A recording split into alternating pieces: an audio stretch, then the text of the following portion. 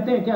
ये भी आप खबर आचार्य जी ने तो बोल दिया, बोले गहलोत जी पार्टी में रहते हैं तो फिर समझाएंगे। कार्रवाई की जा सकती है। मतलब इसका मतलब टूट गई पार्टी। अब ये देख लो, टंग फिसलना ही बोलते हैं, वो 2 क्वेश्चन कर दिया। कपिल सिब्बल जी पार्टी छोड़ के चले गए, गुलाम नबी साहब चले गए, खुद जाखड़ साहब चले गए। अब देख लो, जाखड़ साहब चले गए, गुलाम नबी आजाद चले गए, आचार्य साहब इन पे चले गए, तो गहलोत जाए तो जाए भाड़ में। मैं ये मानता हूँ। अब ये देख लो इनका ये प्रवक्ता आ गए। राहुल जी, ये कौन आप बोल रहे हो ऐसे प्रवक्ताओं को भेज रहे हो, तो देश क्या सोच रहा है? तारीख तक पार्टी में बने रहे और एक ही राजा का बोलो वही समोते, तो उनके जी अधूरी करे गहलोत साहब। अरे तो दोनों सचिन वो कर, तो गहलोत भी करे ही करे। अब वहाँ की हाई कमान माने तो फिर राजा सर्वोपरि। तो आचार्य जी, हिंदुस्तान में एक राजा ऐसा भी हुआ है जो अपने पुत्र को राज नहीं दिया, अपने बेटे को। क्यों? उसमें गुण थे ही नहीं। इतिहास पढ़ लो आप, तो आचार्य हो। और वो किसी को भी आम पब्लिक में से एक बच्चे को उठा करके उसको राजा बनाया सोनिया गांधी जी को गलत बताया और अपनी गद्दी देख के गए। ये साहस। अब वो कमांड सही है, नहीं कमांड है, तो इसका मतलब फिर गहलोत भी बिल्कुल गलत है। तो मुख्यमंत्री बना रखा था आज तक 40 साल से, हमारे टाइम से है।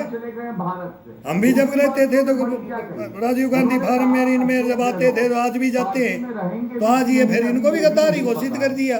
फिर तो अपने आप ही कांग्रेस तोड़वा रहे हो। फिर राहुल जी, ये है नेता आपके आचार्य जी, ये प्रवक्ता है। मैं एक एक प्रवक्ता को बता देता हूँ, ये टंग किस किस की फिसलती है। जब ये माना ये गड्ढे में आदमी इंसान क्यों जा रहा है? एक मिनट, मुझे वाइंड अप करना, 1 मिनट। अकबर नेशनल पार्टियों में ऐसे ऐसे विद्वान बैठा रखिए, कौन बनेगा फिर? अक्षिता पंच मार देते हैं। जब वो टूटे नहीं उसे पहले ही तोड़ देते हैं। तोड़ ऐसी देते हैं कि फिर उसमें ब्लेम ऐसा लगा देते हैं कि फिर पूछो ही मत, दूसरे का भी दिल हालता है। आगे तो जबरदस्ती है, क्योंकि वो वहाँ पे कांग्रेस में तो फिर जाना इसमें ये है कि जबरदस्ती है। ये तो सरेआम यही बोल दिया कि एक जगह एक ही चलेगी, जब ही तो बोलते हैं कि परिवारवाद, फिर वहां जाता है। ये तो परिवारवाद की बात करके एक में तो कांग्रेस है नहीं है, बीजेपी है। आज कौन है अध्यक्ष सर्कल, कौन है किसी को पता भी नहीं लगता। वो चुनाव हो और ना हो, उनकी चलती है। राजा की चल रही है, एक की चल रही है, सारे 9 रत्न उनके अंडर में है। अब उन्हीं के ऊपर तो रोना है कि 2 की चलती है, 3 की, 5 का नाम बता दो, 2 का नाम बता दो, तो वो उसी पे रोना है। तुम्हारे में बता दो ना 5 आदमी। पहले तो ये ले आओ कांग्रेस में। ये तो महान पार्टी थी, गांधी जी की थी, ये तो सुभाष चंद्र बोस की थी,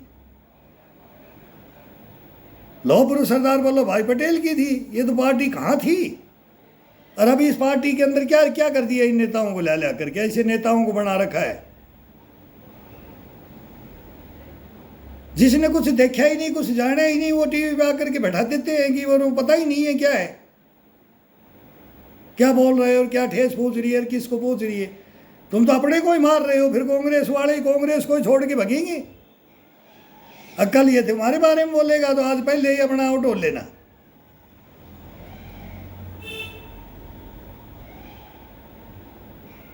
अब ये तो सर्वविदित है, ये तो चैनलों की बात बता रहा हूं मैं, ये जो टंग फिसलने की बात बता रहा हूं। फिर ये बोले, फिर वो क्वेश्चन करते हैं तो बोले मैं, आप ऐसे हंस के रह जाएंगे बोल कर, फिर वो गलती भी मानेंगे नहीं और उसको घुमा फिरा करके अपना पल्लू झाड़ करके वो चल देंगे। मैं तो कराया ऐसी की तैसी, देश को बेवकूफ़ मतलब बना दिया, समझ ले, लेकिन बेवकूफ़ नहीं है देश, अब बेवकूफ़ नहीं है।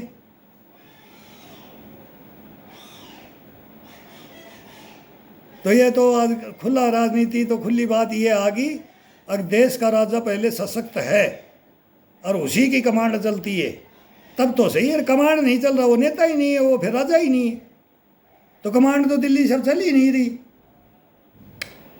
दिल्ली खुद ही कमांड तोड़ तोड़ के भग रही है और फिर राजस्थान को दोष लगा रहे। हमारे राजस्थान में क्या हो रहा है हम भी देख रहे 2 दिन से क्या हो रहा है। तो दिल्ली चला गया तो वो पत्ता भी साफ हो जाता है फिर स्टेट से।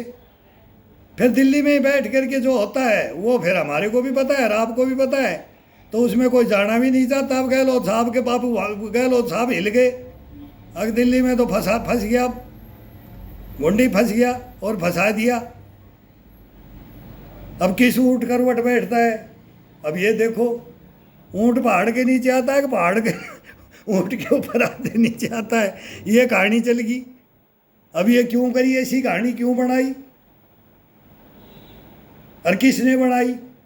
अब दोस्त तो वो अपनी पार्टी में दे रहे हो, अब वो कोई वो है उनको ढूंढो, उनको देशद्रोही घोषित कर दो, उनको बोल दो कि ये वो भ्रष्टाचारी था, ये इनमें मिल गया उनमें मिल गया, ये लड़ाई आ जाती है लास्ट में। फिर वो लोटस आएंगे बोलेंगे गवर्नमेंट बीजेपी बढ़ा रही है तो ये खरीद रही इतनी करोड़ों, मेरे तो जा वो बिकने के लिए भी नहीं जाते, वो उन विचारों के साथ नहीं जाते, विचार अलग कर लेते हैं तो वो क्या चोर हो गया, गद्दार हो गया। ज्योतिरादित्य सिंधिया को क्या चाहिए? अब उनका भी कहानी सुने हुए। मधुरा सिंधिया ने अपनी बहन की शादी करी थी तो उधर हमने देखा एक मारुति दी थी, एक बराती को। मैं यार फौज के आदमी हम यार बराती बन ले, एक मारुति मिल जाएगी। इतना यार बढ़िया, इतने पैसे वाले हैं, इतने खानदान वाले हैं, इनको पैसों की जरूरत ही नहीं। वो भ्रष्टाचार तो और दूसरा ही फिर बदनाम करके जाता है, बेवकूफ बढ़ा देता है, कर कोई जाता है, भरता कोई है।